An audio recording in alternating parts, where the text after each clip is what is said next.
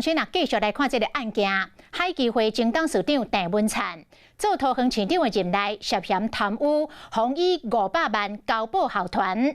这检察官不服当庭控告，讲送钱的拢收押咯，收钱煞放出去，这是啥物道理呢？尾啊，高等法院裁决发回经裁，所以桃园地方法院早起10点。 再度来召开着羁押庭，经过4点钟的开庭，下晡拄则这个结果出来了，同款嘛无收押，是以1200万来交保。董事长，你有收500万元吗？市长要不要说一下？市长这样说起来就没不会收了。海基会前董事长郑文灿伫律师的陪同下，伫交保68点钟后，佫行入桃园地方法院。市长要透过司法换回清白。不信心自证清白吗？会不会担心被羁押？ 记者哩问，拢无因表情严肃，再去桃园地方法院中开郑文灿的羁押庭，伊迟到2分钟，看起来嘛有淡薄仔紧张。董事长要不要讲一下？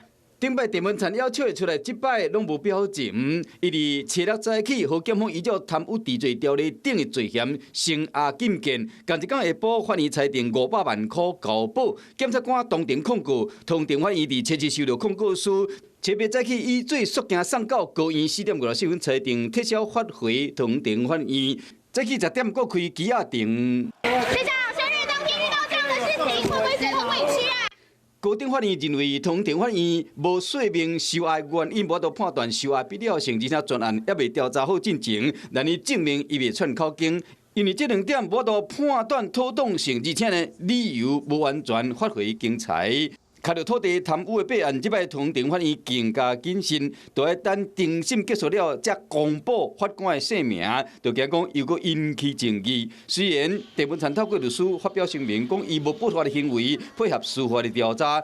开庭经过4点钟后，法官裁定1200万块交保，限制住所、出境加出海。是讲承办的检察官又搁提出控告，看这个办事这场马拉松式的调查，双方法律的攻防会搁继续。Hello， 我是林明瑞。想要抢先掌握最及时的新闻资讯吗？赶快订阅、按赞、开启小铃铛，锁定我们华视新闻的 YouTube 频道。